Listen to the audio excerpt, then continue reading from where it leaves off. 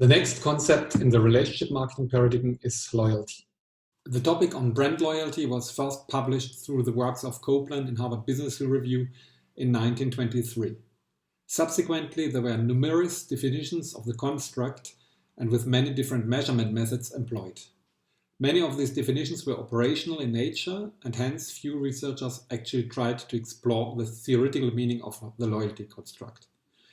Therefore, the aim of this chapter is to give you an overview about what is loyalty and which dimensions characterize loyalty. So we have seen perceived value creates repeated satisfaction, which subsequently creates trust, and trust creates consumer well-being, and consumer well-being subsequently creates loyalty. Yeah, what is loyalty? So loyalty is a multi-dimensional concept based on a behavioral dimension of loyalty and an attitudinal element of loyalty.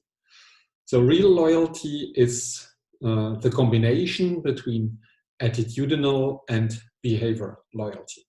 Let's have a closer look on both dimensions. Let's start with behavioral loyalty. So behavioral loyalty is the observed action that a customer has demonstrated towards a brand. It can be observed in a database. For example, these are indicators such as repeat purchases, purchase frequencies, purchase baskets, and lifetime duration. On the other hand, attitudinal loyalty are the perceptions that a customer has towards a brand. For example, the attitudes or the predispositions he or she has towards a brand. It is brand attachment, brand liking, so emotional elements of brand attachment, and it is a resistance against counter-persuasion. Resistance against counter-persuasion is when customers are ready to wait, to postpone a purchase, if the preferred brand is out of stock or is not available in one store. These are some indicators how to measure attitudinal loyalty. So behavioral loyalty concerns the behavior, attitudinal loyalty concerns the perceptions and attachments that customers have towards a brand. Why both dimensions are necessary to talk about real loyalty? Let's consider a different example. So if a brand has only customers with behavioral loyalty, which is, by the way, in most cases the case, this means that customers might purchase, might continue to buy only because of, for example, inertia. This is a very often observed case in fast-moving consumer goods sector. Is customers only buy because of laziness or inertia or habits. They buy, in 98% of the cases, the same brands in the same stores because of habits. And these habits are quite difficult to break. It's a vulnerable degree of loyalty or level of loyalty, because once customers want to search new products or brands or new stores in order to satisfy the needs of research of variety, in this case, customers have no reason to stay loyal, such as, for example, satisfaction or trust. For example, sales promotions might break these habits, might break inertia, and might make these behavioral loyal customers unloyal.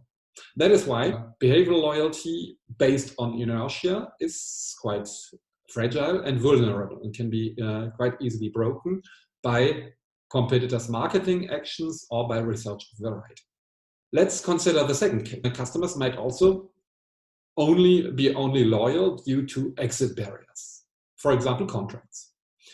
Consider the case of a customer who enrolls into a subscription TV program, such as Canal Plus or Netflix.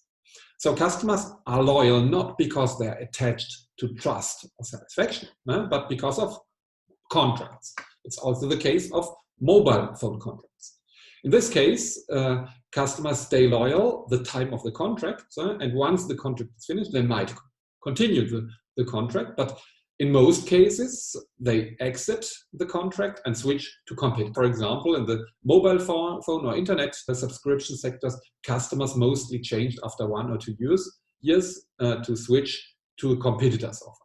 And that is why this type of loyalty is also fragile or vulnerable, because if customers are not attached to the brand, have no degrees of attitudinal loyalty, they are likely to switch to the competitors' brands. Why only attitudinal loyalty is not enough? Neither, if customers only like a brand and they don't buy the brand, if they don't have repurchases or purchase baskets for the brand, then the brand does not earn money.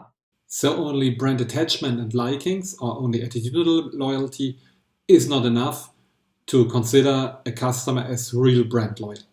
So two cases that show that behavioral loyalty does not lead to real loyalty, but it has been combined to attitudinal loyalty. In this case, if customers have also attitudinal loyalty, they don't buy only for inertia or for contracts, but they buy because they have positive attitudes towards the brand, because they're attached to the brand, because they like the brand, and thus they become resistant against counter-persuasion.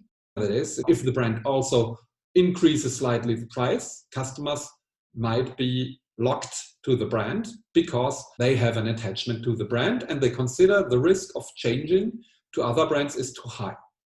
This is particularly the case when customers develop strong feelings of trust to a brand, or if they are highly satisfied, or both. So real loyalty thus means that customers have to be attitudinal loyal and behavioral loyal. It's the sum of both. To be real brand loyal, customers have to like a brand, have to be attached to a brand, and they have to show repeat purchase behaviors.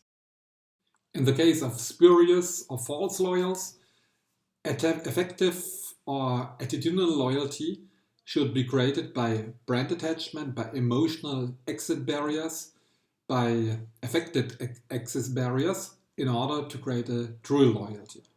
In the case of latent loyals, that is customers who have a high attitudinal loyalty but no behavioral loyalty, loyalty programs or sales promotions or other marketing action giving incentives for buying can create behavioral loyalty next to attitudinal loyalty.